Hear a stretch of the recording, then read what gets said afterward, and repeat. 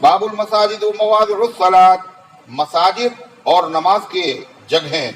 مساجد مسجد کی جمع ہے، مسجد جیم کے کسرے کے ساتھ، جس کے معنی آتے ہیں وہ مقام جس کو نماز کے لیے تیار کیا جائے، اور مسجد کہتے ہیں سجدے کو۔ اسی طریقے سے مساجد بھی کہا جاتا ہے ان 7 اعضاء کو جو سجدے میں زمین سے لگتے ہیں۔ امرت ان اسجد علی 7 اعظم، مجھے حکم دیا گیا ہے کہ میں 7 ہڈیوں پر سجدہ کروں۔ وان المساجد للہ فلا تدعوا مع اللہ احدا، یہ سجدے کے اعضاء اللہ کے بنائے ہوئے ہیں، لہذا اللہ کے علاوہ کسی کے آگے سجدہ کرنا حرام ہے۔ تو مساجد مسجد کی جمع ہے، وہ مواضع الصلاۃ اور نماز کی جگہیں۔ وعن ابن عباس رضی اللہ عنہ قال لما دخل النبی صلی اللہ علیہ وسلم البیت دعا فی نواحیہ، حضرت عبداللہ ابن عباس فرماتے ہیں جب نبی کریم علیہ السلام داخل ہوئے بیت اللہ میں، بیت سے مراد بیت اللہ شریف، یعنی جب مکہ فتح ہوا، دعا فی نواحیہ، آپ نے دعا فرمائی اس کے گوشوں میں، فی نواحیہ کلیہا، خانہ کعبہ کے اندر جو کونے ہیں ان کونوں میں آپ نے دعا فرمائی۔ ولم یصلی، اور آپ نے وہاں نماز نہیں پڑھی۔ امام مالک کے نزدیک خانہ کعبہ میں نماز پڑھنا صحیح نہیں ہے، حنفیہ کے وہاں جائز ہے۔ ولم یصلی حتی خرج منہ، آپ نے نماز نہیں پڑھی یہاں تک کہ آپ خانہ کعبہ سے نکل آئے۔ فلما خرج رکع رکعتین، جب آپ باہر آ گئے تو آپ نے 2 رکعتیں نماز پڑھی۔ فی قبول الکعبہ، اس کو قبول بھی پڑھ سکتے ہیں اور قبل بھی پڑھ سکتے ہیں، با کے سکون کے ساتھ اور با کے رفع کے ساتھ۔ فی قبول الکعبہ، کعبے کی سمت، کعبے کی رخ کی طرف، یعنی کعبے کے رخ کی طرف آپ نے نماز پڑھ کر کے بتایا کیا کہا؟ وقال هذه القبلہ، یہی قبلہ ہے، یعنی مطلب یہ ہے آپ نے یہ بتایا یہ پہلے جو 17 مہینے تک بیت المقدس سے رخ کر کے نمازیں پڑھی گئیں، اب یہی قبلہ ہے اس امت کا اور یہ حکم منسوخ نہیں ہوگا۔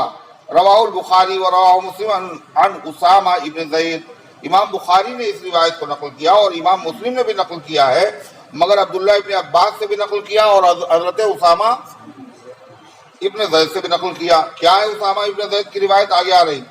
وعن عبداللہ ابن عمر رضی اللہ عنہما، حضرت عبداللہ ابن عمر رضی اللہ عنہ سے منقول ہے ان رسول اللہ صلی اللہ علیہ وسلم دخل الکعبہ، اللہ کے رسول صلی اللہ علیہ وسلم داخل ہوئے کعبے میں، ہوا واسامۃ بن زید وعثمان بن طلحہ الحجبی وبلال بن رباح، داخل ہوئے آپ اور کون داخل ہوا؟ اسامہ ابن زید، عثمان ابن طلحہ حجبی جن کے ہاتھ میں خانہ کعبہ کی چابی تھی، اور بلال ابن رباح، یہی لوگ خانہ کعبہ میں داخل ہوئے۔ فاغلقها علیہ، اور اس کے بعد پھر اس دروازے کو بند کر دیا تاکہ اور لوگ نہ آ جائیں اور تشویش نہ پیدا ہو جائے۔ ومکث فیہا، اور آپ اس میں ٹھہرے کچھ دیر۔ فسألت بلالا، تو میں نے حضرت بلال سے پوچھا، کس نے؟ ارے کس نے پوچھا؟ شارح عبداللہ ابن عمر، یہ تھے نہیں وہاں نا، یہ خانہ کعبہ میں داخل نہیں ہوئے، اس لیے بعد میں جب باہر نکلے حضرت بلال تو ان سے پوچھا، کیوں؟ اس لیے کہ حضور صلی اللہ علیہ وسلم نے جو کیا ہو وہی ہم بھی کریں۔ تو میں نے پوچھا کس سے؟ بلال رضی اللہ تعالیٰ عنہ سے۔ کیا پوچھا؟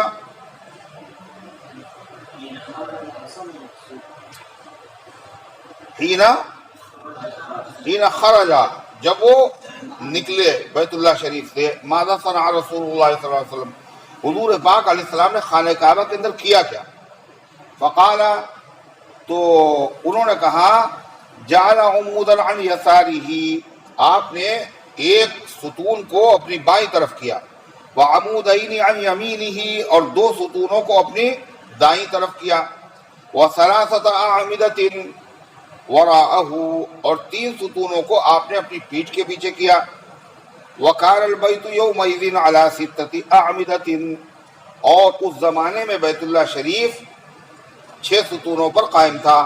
ثم صلی، پھر آپ نے اس میں نماز ادا پڑھی۔ ابھی جو روایت گزری ہے اس میں کیا تھا؟ اور یہاں ہے نماز پڑھی، یہ تو 2 باتیں ہو گئی۔ اور وہ روایت عبداللہ ابن عباس سے منقول اسامہ ابن زید سے منقول ہے، اور اسامہ ابن زید ان لوگوں میں سے ہیں جو خود بیت اللہ شریف میں آپ کے ساتھ داخل ہوئے تھے، وہ کہہ رہے نماز نہیں پڑھی، اور حضرت بلال بھی داخل ہوئے تھے مگر یہ کہہ رہے پڑھی، تو روایت پہ تطبیق کیسے ہوگی؟ کہا پڑھی تھی آپ نے نماز، بلال نے صحیح بتایا، اور اسامہ ابن زید نے بھی صحیح کہا۔ حضرت اسامہ ابن زید نے اپنے علم کے مطابق بات کہی، اس لیے کہ نبی کریم علیہ السلام خانہ کعبہ میں جو گئے تو آپ صلی اللہ علیہ وسلم نے تمام ستونوں کے پاس دعائیں کی۔ جب تمام ستونوں کے بعد دعائیں کی تو ایک ستون کے پاس حضرت اسامہ ابن زید نے بھی دعا کی، اور وہ اللہ کے نبی سے تھوڑا سا دور تھے، وہ تو اپنی دعا میں مشغول تھے، مگر حضور پاک علیہ السلام کے ساتھ حضرت بلال قریب تھے۔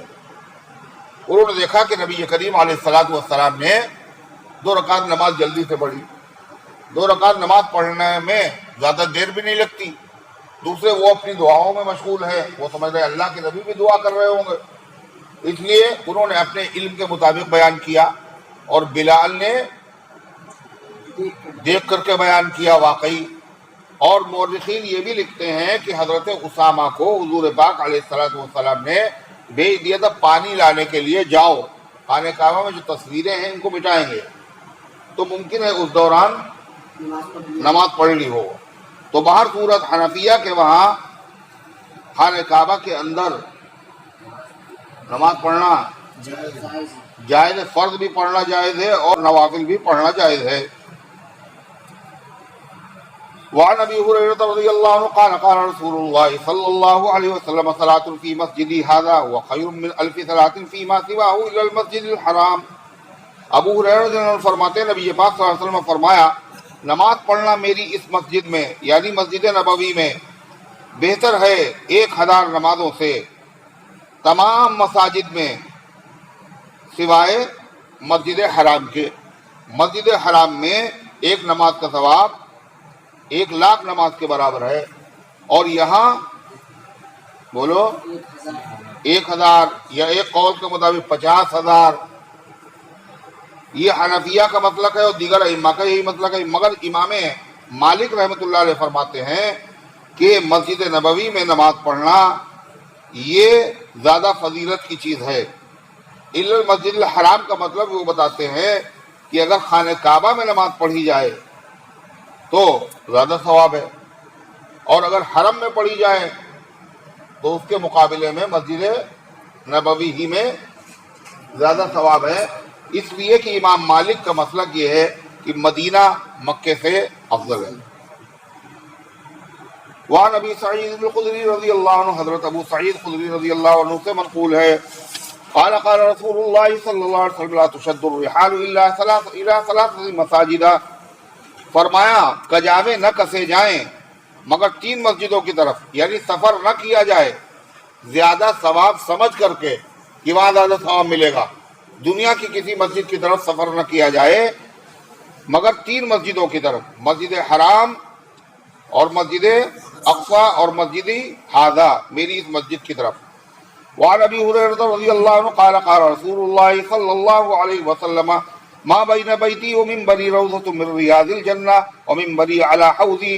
اسی پہلی والی روایت کو دیکھ کر امام ابن تیمیہ نے کہا کہ حضور پاک صلی اللہ علیہ وسلم کی زیارت کے لیے سفر کرنا بھی صحیح نہیں ہے، کیا سمجھے؟ لیکن محدثین یہ کہتے ہیں یہاں آپ نے جو روایت میں فرمایا وہ بتایا مساجد کی طرف سفر نہ کیا جائے ثواب سمجھ کر کے، ہے یہ نہیں بتایا کہ دوسرے مقدس مقامات کی طرف سفر نہ کیا جائے، اور ظاہر ہے نبی کریم علیہ السلام کا روضہ یہ تو کیا ہے عرش اعظم سے بھی افضل ہے، لہذا وہاں کیوں نہ سفر کیا جائے۔ وعن ابی ہریرہ رضی اللہ عنہ ابن عمر، حضرت ابو ہریرہ رضی اللہ عنہ سے منقول ہے فرمایا نبی کریم علیہ السلام نے ما بین بیتی و منبری، جو میرے گھر اور میرے منبر کے درمیان میں جگہ ہے، روضۃ من ریاض الجنہ، یہ جنت کے باغوں میں سے ایک باغ ہے۔ بعض روایات میں ہے ما بین قبری و منبری، اور بعد میں ما بین قبری و مصلائی، جو میرے قبر اور میرے مصلی جانماز کے درمیان میں جو جگہ ہے، روضۃ من ریاض الجنہ، جنت کے باغوں میں سے ایک باغ ہے۔ اس کا کیا مطلب ہے؟ مفسرین نے لکھا ہے، محدثین نے، اس کا مطلب یہ ہے، ظاہری مطلب یہی ہے اور حقیقت کہ یہ حصہ قیامت کے دن جنت میں شامل کر دیا جائے گا اٹھا کر کے۔ پوری دنیا کی زمین فنا ہوگی، مگر آپ کے منبر مبارک اور آپ کے روضے کے درمیان کی جو زمین ہے یہ فنا نہیں ہوگی، بلکہ اس کو اٹھا کر کے جنت میں شامل کر دیا جائے گا۔ ایک دوسرا قول یہ ہے، یہ آج بھی جو یہ زمین ہے، مبارک خطہ ہے، مبارک مقام ہے، یہ دنیا کا مقام ہے ہی نہیں، یہ دنیا کی جنت، یہ دنیا کی زمین ہے ہی نہیں، یہ آج بھی جنت ہی کی زمین ہے جو دنیا میں اتار دی گئی ہے۔ جیسے حجر اسود اور مقام ابراہیم یہ دنیا کے پتھر نہیں ہیں، یہ جنت کے پتھر ہیں جو زمین پر لائے گئے ہیں۔ ایسے ہی روضہ اقدس کی یہ زمین کیا ہے؟ جنت کی زمین ہے جو قیامت تک کے لیے یہاں ہے، اور بعد میں پھر وَمِنبَرِي عَلَىٰ حَوْضِي، اور میرا ممبر میرے حوض پر ہے۔ میرا ممبر میرے حوض پر ہے، اس کے دو مطلب ہیں۔ ایک مطلب یہ ہے کہ میرا جو حوض ہوگا اس پر میرا ممبر ہوگا، جو وہاں حوض ہوگا۔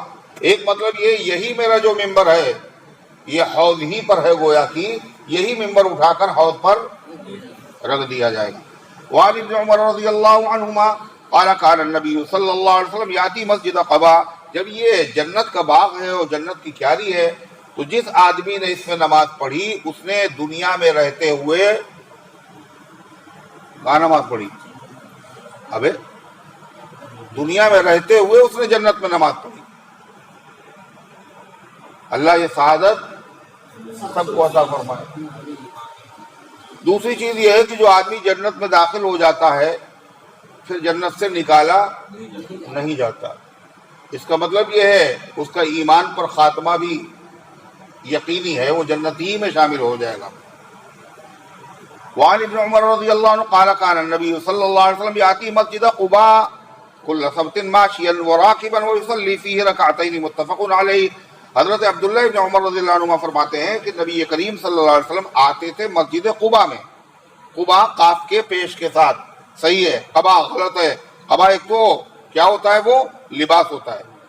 آتے تھے مسجد قباء میں ہر سنیچر کو پیدل یا سوار ہو کر، اور پڑھتے تھے اس میں 2 رکعت نماز، متفق علیہ، بخاری و مسلم کی یہ روایت ہے۔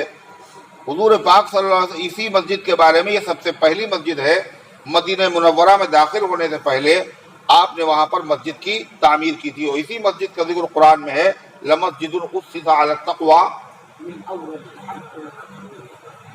فِيهِ رِجَالٌ وَاللَّهُ يُحِبُّ الْمُطَّهِّرِينَ۔ وعن ابی ہریرہ رضی اللہ عنہ قال قال رسول اللہ صلی اللہ علیہ وسلم احب البلاد الی اللہ مساجدها وابغض البلاد الی اللہ اسواقها۔ چھوٹی چھوٹی حدیثیں یاد کرنے کے لائق ہیں، زبانی یاد کر لو۔ تمام مقامات میں سب سے پسندیدہ مقام اللہ کے نزدیک اس کی مسجدیں ہیں، اس لیے کہ وہاں اللہ کا ذکر ہوتا ہے، اور اللہ کی ذکر بڑی قیمتی چیز ہے، یہ جہاں ہوگی وہ چیز بھی قیمتی ہو جائے گی۔ وابغض البلاد الی اللہ اسواقها، اور تمام جگہوں میں سب سے بدترین جگہ اللہ تعالیٰ کے نزدیک مبغوض ترین جگہ ان کے بازار ہیں، اس لیے کہ بازار میں ذکر سے غفلت ہو جاتی ہے، آدمی دوسرے کاموں میں مشغول ہو جاتا ہے۔ جب یہ بازار ابغض ترین ہیں تو پھر بازار میں جانا ہی نہیں چاہیے، اور جب بازار میں نہیں جائے گا تو پھر ضرورت کا سامان کیسے آئے گا، کاروبار کیسے کرے گا؟ تو مبغوض ترین چیزوں میں آدمی ضرور جاتا ہے تو ضرورت کی مقدار جائے، ضرورت کی مقدار جائے، ضرورت سے زیادہ وہاں نہ ٹھہرے۔ جیسے بیت الخلاء ایک ضروری چیز ہے ہر مکان کے لیے، چاہے جتنا بڑا محل ہو، اگر بیت الخلاء نہیں ہے تو بیکار ہے، اس میں نقص عیب ہے۔ لیکن وہاں آدمی جاتا ہے کاہے کے لیے؟ ضرورت کے لیے، تو ضرورت کی مقدار بیٹھے وہاں، بیٹھ کے اخبار نہ پڑھے انگریزوں کی طرح۔ وعن عثمان رضی اللہ عنہ قال قال رسول اللہ صلی اللہ علیہ وسلم بنا للہ مسجدا بنا اللہ له بیتا فی الجنہ۔ حضرت عثمان غنی رضی اللہ عنہ سے منقول ہے، نبی کریم علیہ السلام نے فرمایا جس نے مسجد بنائی اللہ کے لیے، یعنی اللہ کی رضا کے لیے مسجد تعمیر کی، بن اللہ لہ بیتن، اللہ اس کے لیے گھر بنا دے گا جنت میں۔ بعض روایات میں ہے مثلہ بیتن مثلہ فی الجنہ، جیسا گھر اس نے بنا ویسے ہی بنائے گا۔ مثلہ کا مطلب یہ ہے افضلیت میں، اگر اعلیٰ بنایا تو اعلیٰ ہوگا، کشادہ بنایا تو کشادہ ہوگا، ورنہ جنت کے گھر سے دنیا کے گھر میں کوئی مماثلت، سمجھ گئے؟ اور بعض روایات میں آتا ہے جس نے چڑیا کے گھر گھونسلے کے برابر مسجد بنائی، اس کا مطلب یہی ہے، یعنی بڑی مسجد ضروری نہیں، اللہ کی رضا کے لیے اس نے چھوٹی سی مسجد بنا دی۔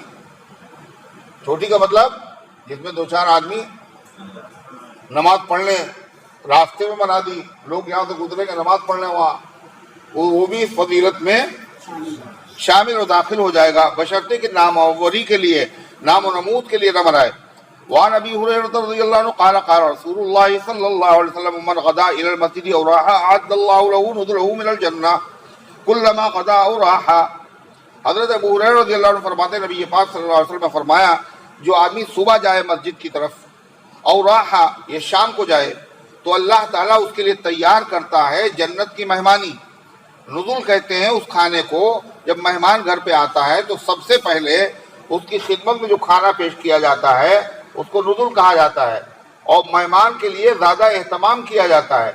تو اللہ تعالیٰ کے نبی صلی اللہ علیہ وسلم فرمایا جو اللہ کے گھر میں جاتا ہے تو گویا کہ وہ اللہ کا مہمان ہوتا ہے، اللہ تبارک و تعالیٰ اس کے لیے جنت کی مہمانی اللہ تعالیٰ اس کے لیے تیار کرتا ہے جب وہ جاتا ہے صبح اور جب جاتا ہے وہ شام کو۔ اور ظاہر بات ہے جب مہمان ہے تو مہمان کا اکرام کیا جاتا ہے، عزت کی جاتی ہے۔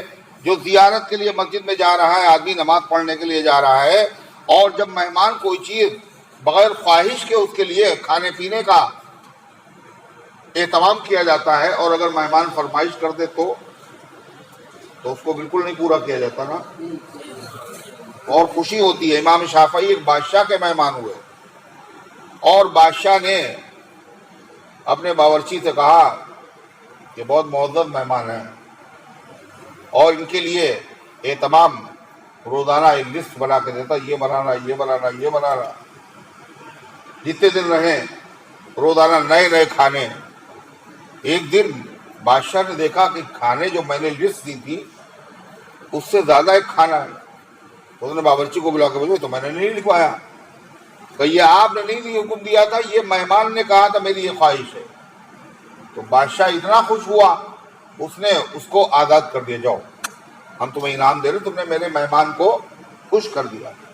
تو جب اللہ کے گھر کا مہمان ہے تو ظاہر بات ہے اللہ بھی بندے کو خوش کرے گا، اگر وہاں وہ دعائیں مانگے گا تو اللہ اس کی دعاؤں کو قبول کرے گا، اس لیے مسجد کا خاص اہتمام کرنا چاہیے آدمی کو۔ وعن ابی موسیٰ اشعری رضی اللہ عنہ قال قال رسول اللہ صلی اللہ علیہ وسلم اعظم الناس اجرا فی الصلاة ابعدهم فابعدهم ممشا والذي ينتظر الصلاة حتى يصليها مع الامام الاعظم اجرا من الذي يصلي ثم ينام، متفق علیہ۔